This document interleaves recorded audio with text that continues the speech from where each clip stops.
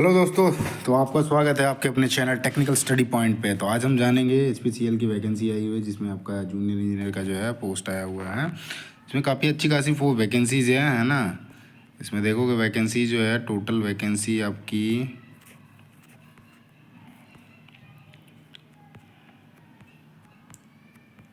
तकरीबन ये आपका 60 प्लस है ना। 60 प्लस जो है वैकेंसी है। तो एक एक करके जानेंगे इसमें डेट क्या रहेगा आपका, कंपनी के बारे में थोड़ी सी जानेंगे। क्या डेट रहेगा आपका, एप्लीकेशन डेट रहेगा, क्या इसमें क्वालिफ़िकेशन मांग रखा है, क्वालिफ़िकेशन देखेंगे है ना। उसके बाद आपका क्वालिफ़िकेशन के बाद कोई एक्सपीरियंस होगा तो उसके बारे देखेंगे है ना। एक्सपीरियंस के बारे क्या पे स्केल रहेगा या फिर सैलरी क्या रहेगा उसके बारे देखेंगे। फिर उसके बाद ये आपका पेपर जो होगा उस पेपर के बारे जानेंगे, कितने स्टेजेस में होंगे या कितने पेपर होंगे, क्या आपका फ़ी लगने वाला है, फ़ी के बारे देखेंगे। एक एक करके स्टार्ट करते हैं। तो स्टार्ट करते हैं। आपका एचपीसीएल जो होता है हिंदुस्तान पेट्रोलियम कॉरपोरेशन लिमिटेड होता है, जो कि एक महारत्न कंपनी है। और इसका जो है एनुअल जो है टर्नओवर मतलब ग्रॉस जो रोज बनता है तो एनुअल टर्नओवर कह लो इसको 4,59,815 करोड़ का है 2023-24 के हिसाब से दिया हुआ है। तो बाकी इसका प्रोसेस दे रखा है, इतना मीट्रिक टन का होता है, ये मिलियन का दे रखा है, जो कोड ट्यूरिंग हो रखा है। तो बाकी ये चीज़ें आप देख सकते हो। तो हम आते हैं यहाँ पे, स्टार्ट करते हैं इंपॉर्टेंट डेट्स में आते हैं। तो डेट्स में आप देखोगे ये आपका ऑनलाइन डेट जो है 26 मार्च से स्टार्ट है। 26 मार्च 2025 से स्टार्ट है, जो कि आपका लास्ट डेट जो है 30 अप्रैल तक है। मतलब आपके पास 20 दिन का समय है, आप स्टार्ट कर सकते हो बढ़िया से फॉर्म भरने का। आराम आराम से देख के भरते रहो धीरे धीरे करके है ना। उसके बाद आते हैं जो आपका पोजीशन है, एलिजिबिलिटी क्राइटेरिया और वैकेंसी सॉर्ट आउट करके। जूनियर एग्जीक्यूटिव जो है एग्जीक्यूटिव करके हैं। ये सारा जूनियर इंजीनियर का ही पोस्ट है और उसमें नाम जो है आपका जूनियर एग्जीक्यूटिव लिख रखा है। ये मैकेनिकल के लिए उसका जो बेसिक रहता है 30,000 से 1,20,000 का है। इसमें क्या होता है ना, आईडीए लगता है आपका। आईडीए होता है इंडस्ट्रियल डेयरनेस अलाउंस। ये सीपीसी पे नहीं आता है, सेंट्रल पे सर्विस होता है ना उस पर नहीं जाता है। सेंट्रल पे कमीशन जो होता है उस पर नहीं जाता है, इसलिए इसका बेसिक में थोड़ा सा आपको अलग चीज़ दिखेगा। लेकिन ग्रॉस जो बनती है वो आपका जो सेंट्रल वाले से होता है उससे ज़्यादा बनता है। जैसे इसमें 30,000 दे रखा है ना, 30 से 1,20,000, इसमें जो आएगा ग्रॉस तकरीबन 75 प्लस बनता है। जबकि उसमें जाओगे ना आप, क्योंकि इसमें एक कैफेटेरिया वाला एक्स्ट्रा जुड़ता है, 35% का मिलता है वो। और उसमें यदि जाते हो आप सेंट्रल वाले में तो उसको कैफेटेरिया हटा देता है, 35% वही कम आता है, बाकी सारी चीज़ें सेम लगभग होती है। मैक्सिमम एज जो है इसमें सीट जो है आपका वैकेंसी देखोगे 11 सीटें हैं और मैक्सिमम एज जो है 25 सीटें हैं। और इसमें जो मांग रखा है क्वालिफिकेशन वो 3 साल का डिप्लोमा होना चाहिए मैकेनिकल इंजीनियरिंग से। एक्सपीरियंस जो है, एक्सपीरियंस आपका कोई भी एक्सपीरियंस नहीं चाहिए, नील है तो मतलब 3 साल का आप ये डिप्लोमा अभी अभी पास आउट हो, लेकिन पास आउट होना चाहिए, नहीं कि पास नहीं हो। आप इसके लिए फॉर्म भर सकते हो। सेम चीज़ आपका इलेक्ट्रिकल के लिए, जूनियर एग्जीक्यूटिव इलेक्ट्रिकल के लिए पे स्केल सेम है 30,000 से 1,20,000 तक है ना। उसके बाद 17 सीटें हैं और एज दे रखा है 25। बाकी आपका कैटेगरी के हिसाब से मिलेगा, उसको भी देखेंगे ना। जनरल ऐसे नहीं देखो, एस टी एस सी है तो 5 साल का, PW है तो 10 साल का। और आप जनरल हो या OBC, जनरल हो या EWS में हो तो आपका 25 मैक्सिमम है। OBC हो तो आपका 3 साल का छूट मिलेगा, यही चीज़ है। जूनियर एग्जीक्यूटिव है आपका इंस्ट्रूमेंटेशन का, इसका भी है आपका। इंस्ट्रूमेंटेशन में कौन कौन होंगे, इंस्ट्रूमेंटेशन इंजीनियरिंग से जिन्होंने डिप्लोमा कर रखा है वो एलिजिबल है। बाकी पे स्केल सेम है, 6 सीटें हैं, 25 साल इसका भी है। अगला जो है आपका केमिकल का है, जूनियर एग्जीक्यूटिव जो है केमिकल का। केमिकल में भी पे स्केल सेम है, इसमें एक ही सीट है और 25 साल एज है। इसमें डिप्लोमा मांग रखा है केमिकल इंजीनियरिंग से। पाँचवा जो है और लास्ट है जूनियर इंजीनियर फायर सेफ्टी। तो फायर सेफ्टी मांग रखा है, फायर सेफ्टी वाले का पे स्केल सेम है। इसमें सीटें काफ़ी अच्छी खासी सीट हैं, 28 सीटें हैं। एज है 25 का। इसमें आपका साइंस से ग्रेजुएट होना चाहिए और आपका डिप्लोमा जो है फायर सेफ्टी से 1 साल का होता है वो किया हुआ होना चाहिए, 6 महीने का भी किया हुआ हो। ज़्यादातर ये 6 महीने 1 साल ऐसे करके होता है ना।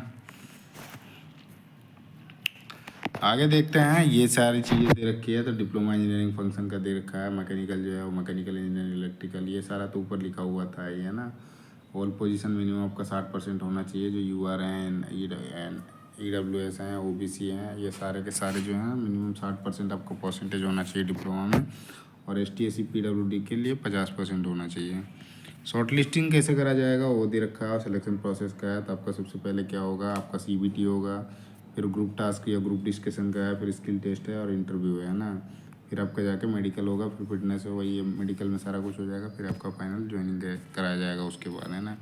उसमें देखो CBT में देख रखा है 2 पार्ट में होंगे, जिसमें आपका एक जनरल एप्टीट्यूड और एक आपका टेक्निकल और प्रोफेशनल लैंग्वेज होगा है ना। जनरल एप्टीट्यूड में आपके आएंगे लैंग्वेज आएंगे, इंग्लिश में इंग्लिश आएगा, मैथ आएगा और रीजनिंग आएगा। इंग्लिश, मैथ और रीजनिंग है। टेक्निकल में आपका जो है, आपका जो सब्जेक्ट होगा, मैकेनिकल से हो, इलेक्ट्रिकल से हो, इलेक्ट्रॉनिक से हो, या फिर इंस्ट्रूमेंटेशन या केमिकल से हो, तो वहाँ से आपका वो 100 क्वेश्चन कह रहा हूँ, वहाँ से आपका दूसरे पार्ट से क्वेश्चन आएगा। टोटल क्वेश्चन कितने रहेंगे इसका देखते हैं, यहाँ पे लिखा है। तो इसके बाद क्या है, सीबीटी हो जाता है, ग्रुप को टास्क केस देख लिया है ना, इसके हिसाब से आपका फिर फाइनल जो मेरिट बनेगी, जैसा नंबर लेके आते हो उसके हिसाब से फिर इंटरव्यू होगा, रेशियो ऐसे कर करके सारा कुछ है। फिर ई में दे रखा है, इसका पहले एक बार देख लगे थे, पीछे दिया हुआ था।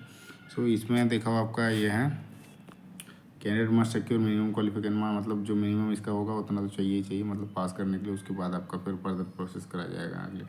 Physical fitness efficiency test will be qualifying in nature, ये क्वालिफाइंग इन नेचर है। सो जी में जो दे रखा है, कैटेगरी का discipline merit list will be draw for qualify in the applicable stages, मतलब जो भी स्टेजेज हैं, अलग अलग स्टेजेज में पेपर हो रहे हैं, उनको क्वालिफाई करते हैं, उसके बाद ही आपका शॉर्ट लिस्ट करा जाएगा। यहाँ पे नोट में दे रखा है एक आपका जो डिटेल रिलेटेड सिलेबस है, कंप्यूटर बेस्ड जो भी आपका पेपर होगा, उसका आपका कमेंट सिलेक्शन प्रोसेस वेबसाइट में आप देख सकते हो, तो उसका देखेंगे। बाकी आपका पे स्केल का देखो, ये पे स्केल तो देख लिया था। ये आपका देखो ग्रॉस बन रहा है 10,58,000 का है ना, इसके हिसाब से 12 का कर दो तो आपका 80, 80, 90, मतलब 80 से 90 के बीच में आपका जो है ग्रॉस बन रहा है पर महीने का। तो इन हैंड कट के आएगा तकरीबन 65 से 70 के आसपास आराम से आएगा। 65 कहीं नहीं जाना है। सीटीसी का दे रखा है, उसके बाद भी अलाउंसेस हैं, ये सारे दे रखे हैं, ये सारे अलाउंसेस मिलेंगे, चाहे डीए टीए, ये सारे चीज़ तो हैं ही हैं। उसके बाद रेसिडेंस हो गया, चिल्ड्रन का हो गया, एजुकेशन के लिए वो सारे कुछ मिलेंगे। प्री एम्प्लॉयमेंट में मेडिकल का है, तो ये मेडिकल का है। बाकी प्लेसमेंट पोस्टिंग के लिए है, तो ये आपका देखो पोस्टिंग एग्रीमेंट है, डिपार्टमेंट रिफाइनरी डिवीजन में होगा आपका, कंट्री में मतलब किसी भी जगह पे हो सकता है पूरे देश के अंदर। Subsidiary government of India. ये आपका प्रोविज़न जो रहेगा, प्रोविज़न दे रखा है इसमें, 1 साल का प्रोविज़न रहेगा। जब आप डेट ऑफ ज्वाइन करते हो उसके 1 साल तक आपका प्रोविज़न रहेगा, है ना। सो बेसिकली आप उसको ट्रेनिंग का पीरियड मान लो। रिटेंशन अमाउंट दे रखा है 5,000 का permanent will deducted. Retention amount जो है आपका 5,000 रुपये ये डिडक्ट किया जाएगा आपके अकाउंट से, जब आपकी सैलरी बनती है तो उसमें से पर 6 मंथ पहले जो 6 महीना है उस टाइम पे करा जाएगा प्रोविज़न का। उस टाइम आपको आपका देख लो 30,000 से, ये तो बेसिक पे रहेगा ही रहेगा। फिर रिजर्वेशन कॉन्सेप्ट ये सारा है, एसटीएससी का कितना सीट है वो सारा दे रखा है। टोटल सीट जो है 63 सीट है, जिसमें जनरल के 27 हैं, ईडब्ल्यूएस के 6 हैं, ओबीसी के 17 हैं। ये तो सारा हमने देख ही लिया था, है ना। आगे चलते हैं, जहाँ जहाँ इंपॉर्टेंट चीज़ें हैं वो सारी चीज़ें मैं बता दूंगा, है ना। अच्छा, ये आपका एक सर्टिफिकेट का दे रखा है रिजर्वेशन के लिए, है ना। तो ये सर्टिफिकेट आपका 24-25 का होना चाहिए, जो फाइनेंशियल ईयर है ईडब्ल्यूएस के लिए खास करके लिए दिया रहता है। बाकी आपका एज लिमिट का दे रखा है, छूट जो होगा एसटीएससी के लिए 5 साल, ओबीसी के लिए एनसीएल में जो आते हैं वो आपका 3 साल है, पीडब्ल्यूडी के लिए 10 साल है। बाकी ऐसे कैटेगरी में आते हैं तो उसके हिसाब से अलग अलग मिलेगा। बाकी जनरल में कोई नहीं है, 25 का 25 ही है। जेएंडके वाले जो हैं उनके लिए 5 साल का एक्स्ट्रा दे रखा है। जो जम्मू कश्मीर में राइट्स हुए थे 80-89 के बीच में, उनमें से जो भी यदि उस टाइम के हुए हैं या फिर उस टाइम के जो उनके पास है रेसिडेंसी सर्टिफिकेट था वो एलिजिबल है ना। मिनिमम एज जो है 18 साल होना ही चाहिए आपका, 18 साल से कम नहीं होना चाहिए एप्लीकेशन फिल करने तक, मतलब 30 अप्रैल 2025 से पहले। अच्छा, ये क्लोजिंग डेट को काउंट कर रहा है ना, तो क्लोजिंग 30 अप्रैल 2025 तक आपका एटलीस्ट मिनिमम आपका 18 साल होना चाहिए। ओबीसी का क्रीमी लेयर है तो वो आपका अनरिजर्व माना जाएगा। ये चीज़ें नॉर्मल होती है सभी जगह पे, ये चीज़ें तो पता है ही। आगे देखते हैं, कुछ ऐसा इंपॉर्टेंट चीज़ है तो उसके बारे में बताता हूँ। एप्लीकेशन प्रोसेस का है, तो ये आपका दे रखा है साइट, है ना, www.hindustanpetroleum.com। करियर में जाओगे, फिर करंट ओपनिंग में जाओगे, उसके बाद वहाँ पे खुलेगा एडवर्टाइज को फॉर्म करो, अब भरो आराम से। उसमें क्या क्या लगेगा वो सारे कुछ यहाँ दिया हुआ मिलेगा। 26 मार्च से अप्लाई है, 30 अप्रैल तक लास्ट डेट है आपका, 10 अप्रैल आज है।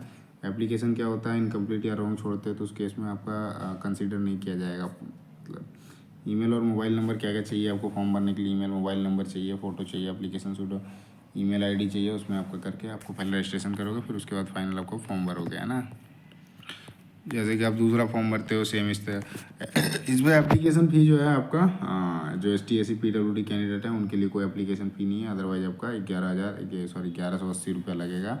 क्योंकि इसमें देखो 1000 रुपया है, इसमें 18% GST है, मतलब आपका 180 रुपये GST हो गया। यही आपका तो 1180 रुपये आपका लगेगा, जो कि आपका नॉन रिफंडेबल होगा। पेमेंट आप कर सकते हो UPI, क्रेडिट कार्ड या फिर नेट बैंकिंग से कर सकते हो। यदि आप पेमेंट पूरा नहीं करते हो तो आपका फॉर्म जो है एक्सेप्ट नहीं किया जाएगा। बाकी जनरल इंस्ट्रक्शन है, आपका इंडियन होना चाहिए। 30 अप्रैल 2025 से जो भी क्वालिफ़िकेशन है वो सारी पूरी होनी चाहिए।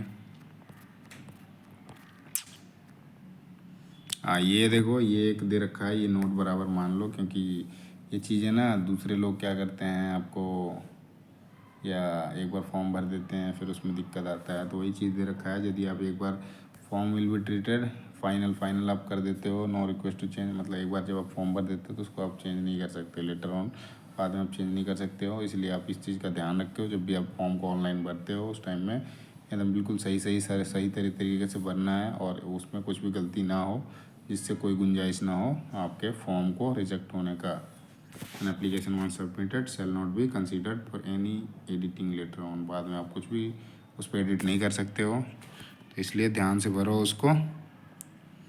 और बस बाद में आपका सही भरा जाएगा तो एडमिट कार्ड आ जाएगा, फिर आप एग्ज़ाम दोगे, फिर आपका इंटरव्यू आएगा, फिर जैसे जैसे सिलेक्शन होता है 1 by 1 सारा कुछ कंप्लीट हो जाएगा, है ना। सो इसमें और चीज़ें हैं आपका, और क्या है उसका देख लेते हैं जो इम्पोर्टेंट है। ये HPCL के बारे दे रखा है, कुछ आपका जुरिडिक्शन का है, जो आपका डिस्प्यूटेड हुआ था उस टाइम का दे रखा है, तो इसको आप खुद से पढ़ सकते हो। मैं ये क्या करूँगा, इसको टेलीग्राम चैनल है, टेलीग्राम चैनल में मैं डाल दूँगा, तो टेलीग्राम का चैनल का लिंक जो है आपका मिल जाएगा। आपका प्रोफाइल में जाओगे यूट्यूब के, तो वहाँ पर आपका पड़ा हुआ है, तो वहाँ से आप डायरेक्ट आप जुड़ सकते हो। टेक्निकल स्टडी पॉइंट करके है, तो वहाँ पे आप डायरेक्ट कनेक्ट हो सकते हो। तो आपका जो भी चीज़ें अपडेट होती है, जो भी इस तरह का, तो वैसे तो आप तो इसको डाउनलोड कर सकते हैं। HPCL का जो है, यहाँ से जाओगे ना, उसके करियर में जाओगे तो वहाँ से आपको मिल जाएगा। वेबसाइट है, वहाँ से जाओगे तो वहाँ से भी आपको ये मिल जाएगा। अदरवाइज यदि आप चाहते हो उस चीज़ को और थोड़ा जुड़ने के लिए, तो यही चीज़ें हैं। माध्यम एक होना चाहिए कुछ ना कुछ, क्योंकि देखो आप रेगुलरली तो आप विज़िट नहीं करोगे इन चीज़ों में। जैसे क्या बोलते हैं कि आप रोज़ का रोज़ तो विज़िट नहीं करोगे किसी भी वेबसाइट को। एक वेबसाइट हुआ, 2 वेबसाइट हुआ, तो वो चीज़ें सारी चीज़ें एक जगह आके इकट्ठा मिल जाता है। ऐसे करके आप कर सकते हो, कनेक्ट हो सकते हो, बाकी आपकी इच्छा है। और वीडियो अच्छा लगे तो वीडियो को लाइक करना, चैनल को सब्सक्राइब करना, और साथ ही अपने दोस्तों के साथ शेयर करना ना भूलें। जय हिंद, जय भारत, धन्यवाद।